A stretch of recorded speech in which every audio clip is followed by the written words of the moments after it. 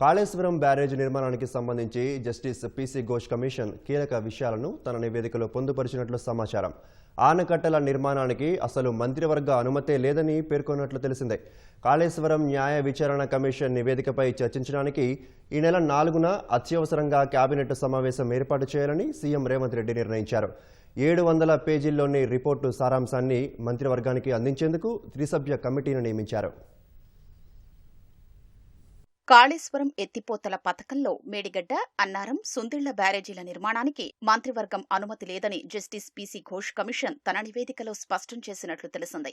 కాళేశ్వరం న్యాయ కమిషన్ నివేదికను ముఖ్యమంత్రి రేవంత్ రెడ్డికి ఉన్నతాధికారులు శుక్రవారం అందజేశారు. తుమ్మిడిహెట్టి వద్ద నీటి లభ్యత లేదని కేంద్ర జలసంఘం చెప్పడం వల్లే మేడిగడ్డ వద్దకు మార్చారనేది వాస్తవం కాదని కమిషన్ పేర్కొన్నట్లు తెలిసింది.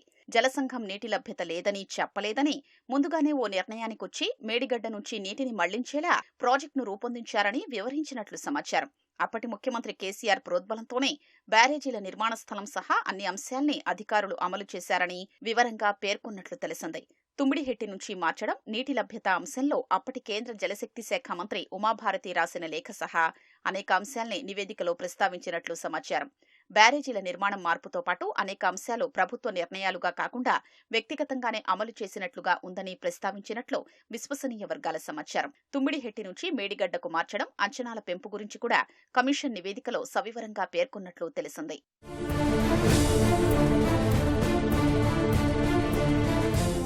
విశ్వసనీయ వర్గాల సమాచారం ప్రకారం బ్యారేజీలకు వాప్కో సంస్థ డీపీఆర్ తయారు చేయడం నుంచి నిర్మాణం పూర్తయ్యే వరకు అనేక వైఫల్యాలు చోటు చేసుకున్నాయని జస్టిస్ ఘోష్ కమిషన్ నివేదికలో ప్రస్తావించినట్లు తెలిసింది. బ్యారేజీల నిర్మాణం పూర్తయిన వెంటనే సమస్యలు గుర్తించినా బాగు చేయలేదని, నిర్వహణలో పూర్తి నిర్లక్ష్యం వహించారని, నిర్మాణం, నాణ్యత, తనిఖీ, డిజైన్లో ఇలా అన్నింటిలోనూ వైఫల్యాలు జరిగాయని, ప్రతి సందర్భంలోనూ ఉన్నత స్థాయి జోక్యముందని ఘోష్ కమిషన్ వివరించినట్లు సమాచారం. ముఖ్యమంత్రి కార్యాలయం కార్యదర్శిగా ఉంటూ కాళేశ్వరం పనుల్ని పర్యవేక్షించిన స్మితా సబర్వాల్ ను కమిషన్ తప్పుపట్టినట్లు సమాచారం. అప్పటి సీఎస్ సహా మరికొందరు ఐఏఎస్ అధికారుల పేర్లను కూడా కొన్ని అంశాల్లో ప్రస్తావించినట్లు తెలిసింది. సరైన ఇన్వెస్టిగేషన్స్ లేకుండానే బ్యారేజీల నిర్మాణ స్థలం ఎంపిక జరిగిందని, డిజైన్ల విషయంలో కూడా ఇంజనీర్లు ఒత్తిళ్లకు లోనయ్యారని పేర్కొన్నట్లు సమాచారం.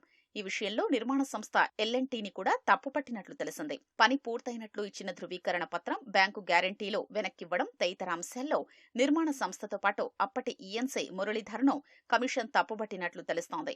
కాళేశ్వరం ఈఎన్సీగా పనిచేసిన నల్లా వెంకటేశ్వర్లుపైన కమిషన్ తీవ్ర వ్యాఖ్యలు చేసినట్లు సమాచారం.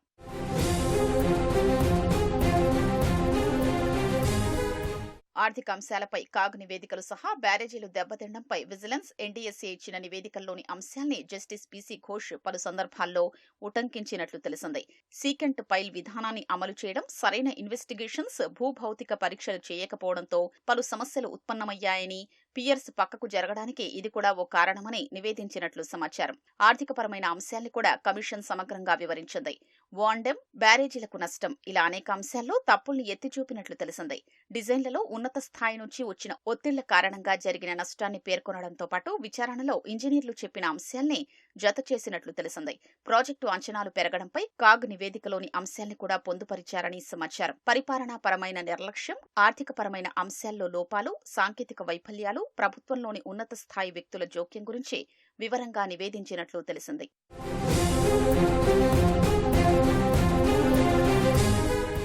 కాళేశ్వరంపై జస్టిస్ ఘోష్ కమిషన్ ఇచ్చిన నివేదికపై ఈ నెల 4వ తేదీన రాష్ట్ర మంత్రివర్గం చర్చించనుంది. ఇందుకోసం మంత్రివర్గ అత్యవసర సమావేశాన్ని ఏర్పాటు చేయాలని ముఖ్యమంత్రి రేవంత్ రెడ్డి నిర్ణయించారు.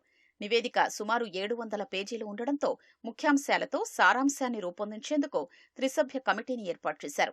నీటిపారుదల శాఖ ముఖ్య కార్యదర్శి రాహుల్ బొజ్జా, సాధారణ పరిపాలనా శాఖ కార్యదర్శి రఘునందన్ రావు, న్యాయశాఖ కార్యదర్శి ఆర్ తిరుపతిలతో కూడిన ఈ కమిటీ నివేదిక సారాంశాన్ని మంత్రివర్గ సమావేశానికి అందజేస్తుంది.